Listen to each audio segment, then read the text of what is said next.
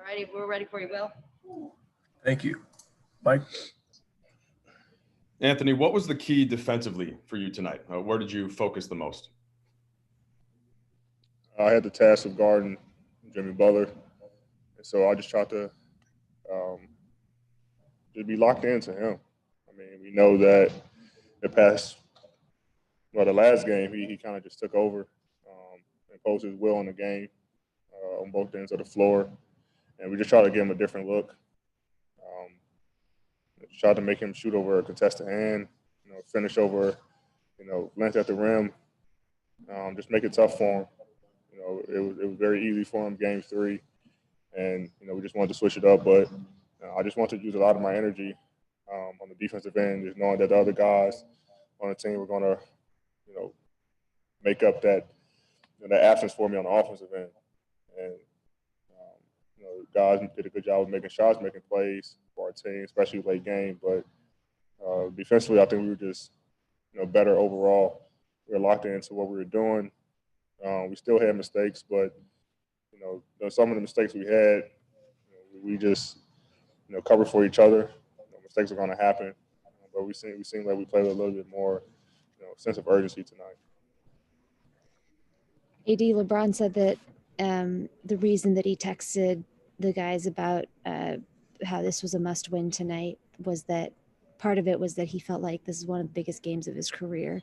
What was your reaction to sort of getting that message from him, and how much did you feel sort of the importance of getting this one? Yeah, I mean, he sent that message, and guys already knew. I mean, we felt bad after losing game 3.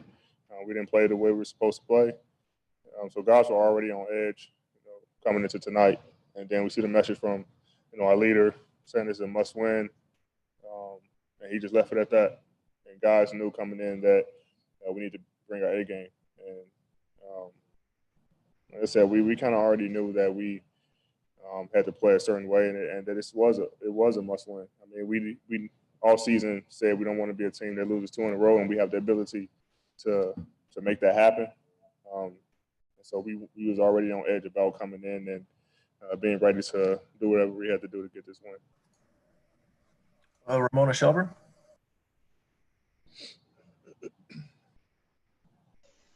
Anthony, how much of you coming to Los Angeles, playing with the Lakers, was the opportunity to learn from LeBron James, but also you learn from guys like Rajon Rondo and how they bring moments like tonight out of you when you hit that 3?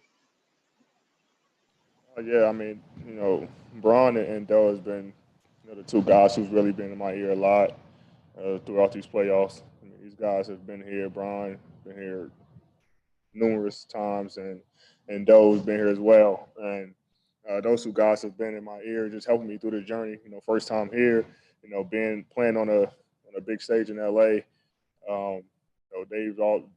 Those 2 guys have been very helpful for me, just keeping me, in a moment, not looking too far ahead. When I'm playing bad, not getting down. Body language, being a leader, all these things. So, the credit goes to them of the success that I'm having individually, because without them, no telling where I'll be. Those 2 guys have been on my shoulders about almost anything you can think of trying to help me become a champion.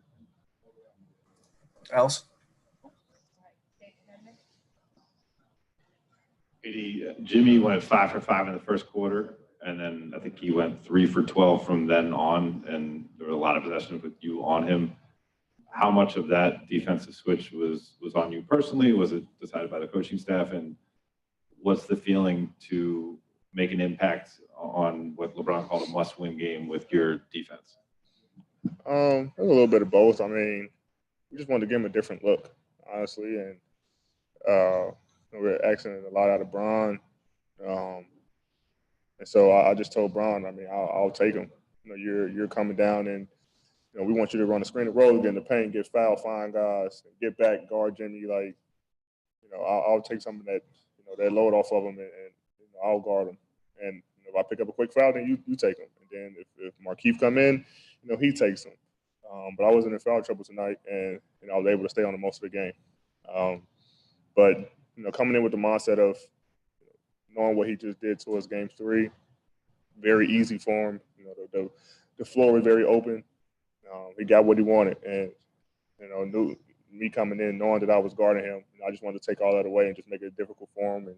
And I just did that to the best of my ability tonight.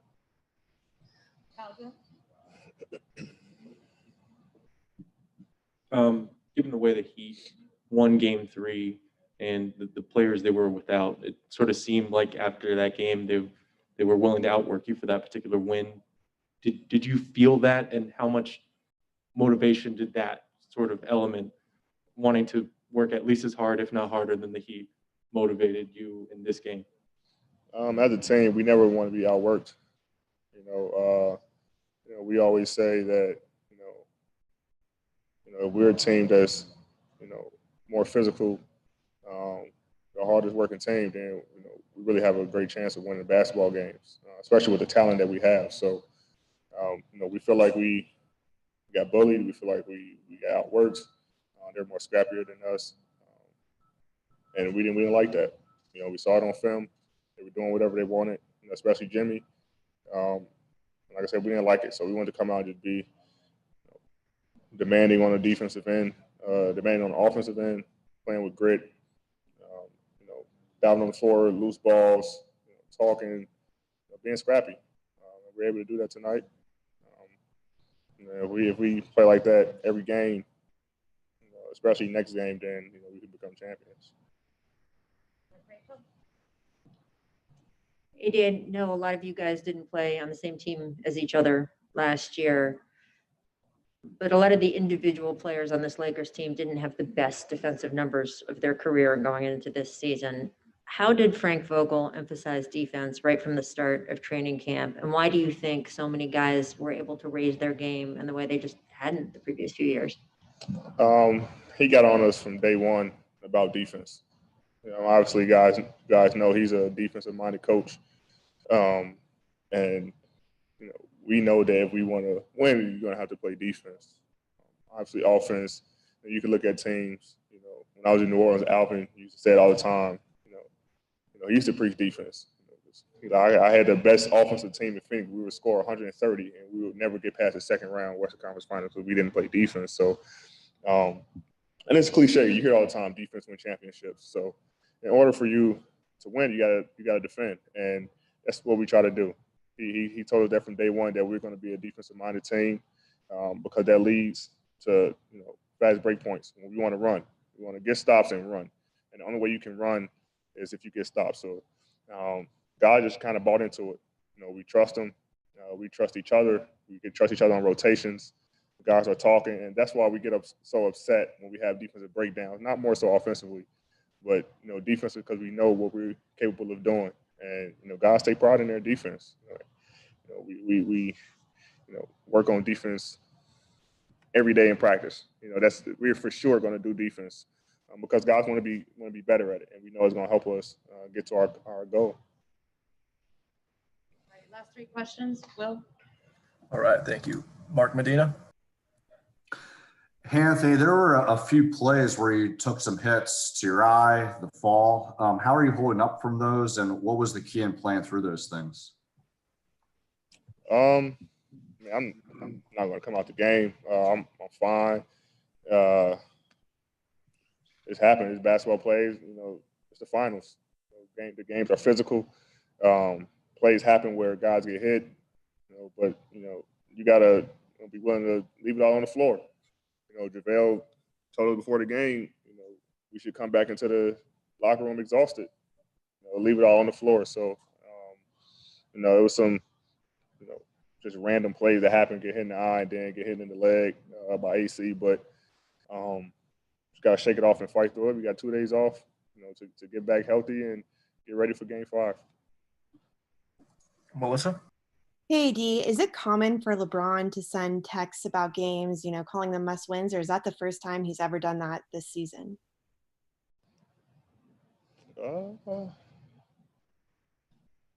think that might be the first time for sure here in the bubble. Usually when we play bad, he'll send texts or I'll send texts and just, tell guys we're fine. We'll be okay, things like that. But we usually, talk more so in person after the game, before a game, or in a meeting or something like that. So, he's done it before, but, like you said, he woke up early, just in his room, with the game on his mind that we have to win this game, and decided to send a text, said it's a must-win game, and I think after that he said that's all I need to say. So, guys came in prepared already, but it's more so in person or in a meeting or something like that. It's usually not over text. All right, last one for you, David. AD, obviously you guys are one win away from the championship. How do you think the next 2 days are going to be like for you? We're gonna watch film. We got some guys who got banged up tonight. They're gonna get healthy. A couple of days off to get back right for Game 5. Tomorrow watch film. Thursday watch film. Go over some things on the court, and they're gonna make adjustments. We gotta be prepared for it. We're gonna make adjustments. So it's gonna be a big 2 days for us to come out Game 5 and hopefully finish it off. Thank you. Thanks, everyone. Have a good night.